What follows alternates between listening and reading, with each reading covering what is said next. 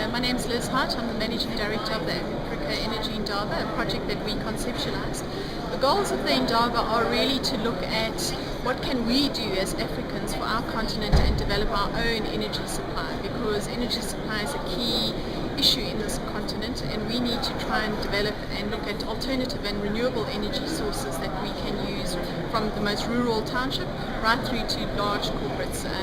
The project really was established out of the 2008 rolling blackouts in South Africa. We realized that we've got to do something. We can't just sit back and hope that government's going to come up with all the solutions. We need to develop a showcase where discussion can take place around what can we do, what are the alternatives, what are the renewable technologies out there, and bring them and showcase them to people. And that's part of the reason why we have such a massive global participation at this event.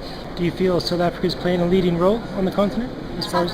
South Africa is playing a leading role, but it's quite interesting to see that some other countries are taking a really proactive approach as well. So countries like Nigeria, Egypt in particular with their wind, Algeria, Senegal. So there's a lot of interest coming from across the continent. We have a lot of representatives from across the continent here, and people are looking for what is the next best thing.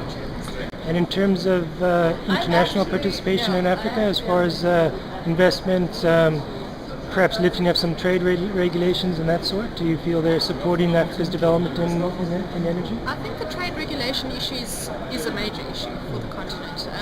At the end of the day, we need to try and improve things like visa access, investment structures. But I think slowly, the African countries are wisening up to that, and the regulatory process is definitely improving. The Minister did mention this morning that 90% of South African energy does come from coal, but if we want to reduce our carbon emissions, what real alternatives do we have while keeping jobs and having the economy moving forward?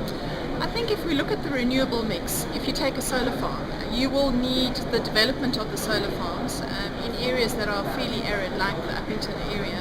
So there is great potential for jobs and job creation in areas that currently are pretty vast with very little going there. So I think, if a solar farm, you need people to clean those solar panels every day. So at the end of the day, there is great job potential and scope for new work for South Africans.